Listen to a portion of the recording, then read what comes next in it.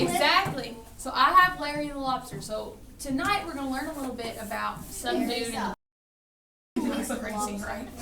But so first, welcome to Mystery Island. It's awesome, right? Okay, Landon, what are you excited about? We're here, we have these parrots and these toucans. Yes. Look around us. We're really in the middle of Mystery Island. A parrot with a broken neck who's obviously eating too many donuts on Mystery Island. It looks like Polly. Polly. You like your dog, Holly? Yeah, she does that. She like Okay. So what else are we excited to see on Mystery Island? So what are we excited to learn about this week? Mom, what are you excited to learn about? Jesus! Okay, that's a good solid answer. Right. What else are we excited to learn about? Braylon, what are you excited to learn about or excited to see on Mystery Island? Explore it. Okay. Gracie, what are you excited to see on Mystery Island? What are you excited to learn about this week? The parrot with the broken neck. Parrot with a broken egg. That works. It's seriously the So we're here on this island, stranded. parrot. Wait, we're stranded on an island? We're stranded. How am I getting home? Exactly. So first, we're going to go on a major adventure. But first, we have to find our map. The map is hidden somewhere around this room. Oh no, okay, easy. Easy? Well, find it then. We got to find it. Yeah, find it. Why does the little paper guy have lips? It's from the tea Did party. you find it? Did you find the map? Go get the map. So, round of applause for Landon. Everybody clap him out. Round of applause. I can see it. Oh my! All right, bring our map over here. Why Bring our map. do you- Here, lay it out. Lay it out. I didn't see it. Wow, I think you hit it in the fridge or something. Hit it in the fridge. Yeah, so it'd be nice and toasty. All right, so here's our map. Tell her to hand me the pink. Okay.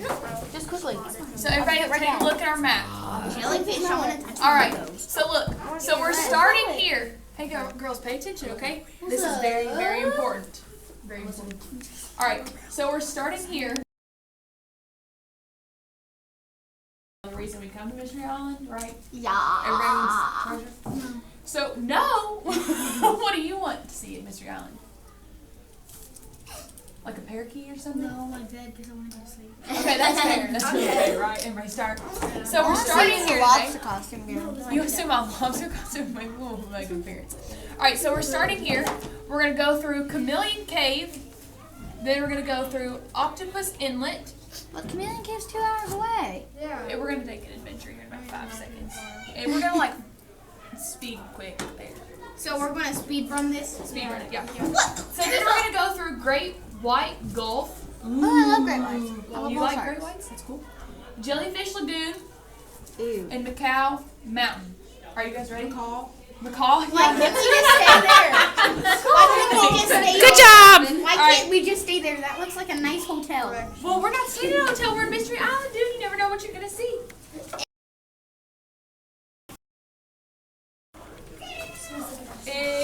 We're going to... This is our first stop of the night. It's Chameleon Cave, right? So... Wait, this is Chameleon Cave right here? Yes. So our first place we're going is Chameleon Cave. This room. This room, yes. Oh. Yes, so we're in Chameleon Cave. Visualize it. What do Close you your see? eyes. Close your eyes. What do you see in Chameleon Cave? Blackness. Blackness. Dark. Dark and wet. Nothing. Wet. Closing our eyes. Unicorns. Okay. That's weird. So our friend tonight is going to be Camo the Chameleon, right? Or you can open your eyes. Okay, you can open your eyes. Okay. So our friend tonight is going to be Camo the Chameleon, and Camo the Chameleon changes color, but God never changes. He is forever great. To stick a medallion on Camo Cave or Chameleon Cave because that's our first stop. So when we think about this medallion, right? This medallion right here. What does the number 1 have to do with God? When we think about who God is and the character of God. He's the one and only. He's the one and only? Yeah. Okay. Braylon, do you want to be our scribe? Okay, grab a marker and come up here next to the Who is God. Who is God? All right, hopefully Braylon has neat handwriting. For Braylon, thank you, thank you, thank you. So who is God? We just talked about. Gracie, what did you say? What? What did you say? Who is God? Number one. Are we done? He's number one. So God's number one, absolutely. What else do we know about God and God's character? What is it? He died on the cross? Absolutely. So he's number one, the one and only. Yeah, I'm gonna try that. Yep. Ooh, look at that penmanship. So we have the one and only, and then we have he died on the cross for us. Awesome, awesome. Smells like cherry. You're going to snip that marker and it's going to get all up in your nose. Yay. I'll remember Why that. not? But then we can't smell. We can only smell that. Then you're going to sing Who that. is God? Who is God? Any other ideas? He's the creator. The creator. Awesome. Go Houston. So what, He's who the else- creator. What else about God? Landon, do you have anything to add about who God is? There's no other God. There's no other God, so the one and only, absolutely. All right. So Braylon, when you get that, you're good to sit down. Let's give another round of applause for Braylon. That's okay. That was probably not necessary. So we've kind of established who God is. So we know that God is the one and only God, that he died on the cross for us, and that he's the creator. But now let's look at Camo the chameleon. Who can tell me a little bit more about what a chameleon is? Yeah, you It's a type of lizard that can blend into its surroundings so it can hide from predators. Okay, so it can change colors, it blends into its surroundings. What else do we know about a chameleon? That's the big thing, right? Is that it changes color? Yeah. Its tongue extends when it wants to fly or eat. Yeah, its Or when it tongue wants to sticks fly. out of its mouth. I thought you said when it wants to. Yeah. When it wants to fly, I did see chameleons that, but I'm fly. not like, What? wants to eat one. That was hilarious. Whoa, whoa, what's going on? What are you Larry Lobster doing? told Larry the lobster didn't tell you to do nothing. And he's friendly. Look at him. He told me. So, we know that God is the KMO. He's a chameleon. I almost He said changes thank you. colors. So tonight we're going to be learning more about who God is, but the one thing that we're going to focus on is that God is the one and only God. Okay? So can we all say that together? God is the One and only God. That's our main point of tonight's lesson. Okay? So, a lot of people have wrong views about who God is, but we can always find out who he truly is by searching the Bible. Now, what is the Bible? Let's talk about that for a second. When I say Bible, what comes to your mind? A book. A book? Okay. Well, who's the book written by? I was gonna say it was written by God. Prophets. Prophets. Absolutely. Gracie. So the Bible is a book written by prophets. And the one really cool thing about the Bible is that it's the living word. Have you ever heard of that before? That the Bible is the living word? So the Bible is written by people through God.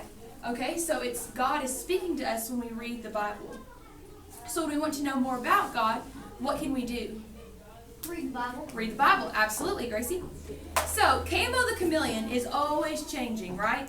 Depending on the circumstance, depending on his surroundings, depending about what colors are behind him. But God never changes. He is the same yesterday, today, and tomorrow, and he will always be. So, now I thought I had my Bible with me, but it looks like Camo the chameleon, that sneaky lizard, Langton, stole my Bible. But we do have a clue. We gotta find it. We have to find the Bible. Like I said. Okay, Houston, flip that over. It says your clue from Camo. Right, what does it say? Time to start, time to think. Find the Bible where you get a drink. Okay, so let's brainstorm before we get up. Where do we think it's at? The fridge. Okay, Gracie, go check the fridge. Go to the fridge. I would think the fridge. You would think the fridge? Maybe the kitchen, because that's where you got drinks from dinner. Okay. Is the Bible in there? The Bible there. No. No. Check the Okay, freezer. where's another place that you can get a drink? The freezer. The freezer? Okay, check the freezer, Gracie. Why would somebody? Nope. Where's another place you can get a drink? The fountain. The fountain. Okay, let's go to the fountain. Come on. Okay, we have to be quiet. Wait, let me get my golden coin. I'm coming. Be looking for more golden coins. We're going on a scavenger hunt.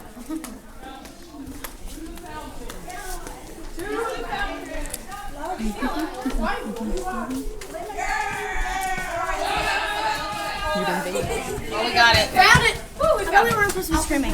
Okay, protect the Bible, Landon. Protect the Bible. God's holy word. Okay. All right, go in there. Protect you. All right. Really brain. All right, so now we're going to open this puppy up. So God is what? One God. All right. So now it looks like we have this thing. So you remember how I told you tonight we're going to be learning about something in the Bible? Yeah. All right, yeah. So Chameleon left us with this, okay? And now we have to unscramble it to see who we're going to be talking about. Okay? Oh, I know. Okay, who is it, Gracie? Paul. Paul. Absolutely. Big brain. Big brain. All right, yeah, Landon. All right, so Paul. So my head's so big. So your head's so big. Big brain. Wow. Look at us. All right, so who can tell me a little bit about who Paul is? Do we know who Paul is? No, because we just met him. We just met him. Okay, okay. Prophet. Do you know who Paul is? Yes. All right, tell us a little bit about Paul, Landon. He used to be named like Christians and stuff. So basically, he wanted to put him in jail, but then became a Christian. Yeah. So Paul is Woo hoo! a very pivotal person in the Bible, okay? When we look at who Paul is, like Landon said, he started as Saul. And Saul met Jesus on the Damascus Road. And after that encounter, he became a Christian. And then he became someone who traveled the world and spreads the gospel. So now we're going to learn a little bit more about Paul's journey and how he taught people that God was the one and only God. Right? All right. So we're going to start with P. Who wants to read for us? All right. So can you read this for us? As Paul arrived in Athens, he decided to walk around the city and became very sad. He looked around and everyone looked. He saw idols. An idol was an image or statue of a false god. It is something that we love or worship instead of God. The people in Athens had many false gods, and they were created by, and each were created by them. Supposedly, the gods worshipped lived far on the mountain Olympus.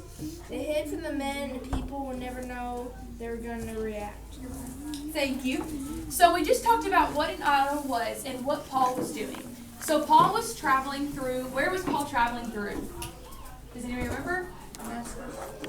So here, and we're looking in the Bible at Acts 17.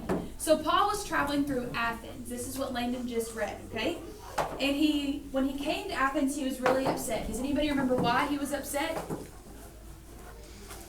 What did he see? Starts with an I. Into the idols. Idols, yeah. So what is an idol?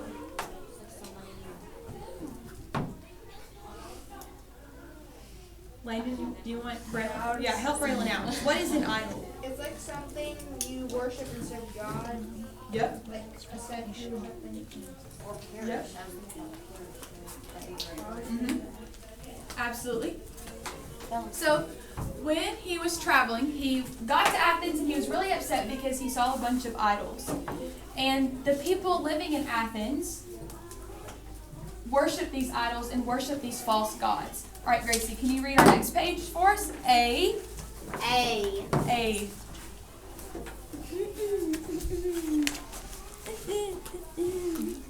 Some of the gods they worshipped were Zeus, I don't know, Poseidon, Zeus, yep. and Night. Zeus was said to be the king of Greek gods. His symbol was is a lightning bolt because he supposedly throws them down to the earth in fits of anger. He is supposed to be the most powerful of the Greek gods. Poseidon is said to be the god of the sea. He sinks ships and drowns people on a whim if he wants to. He's moody and unpredictable. You will never know when he's going to whip up a storm because he's upset. Nike is said to be the goddess of victory. She wants to win so much she's willing to be unfair and cheat. These are just a few of the gods that the people living in the Athens worshipped. Everywhere Paul looked, there were idols. Seeing all these idols upset Paul deeply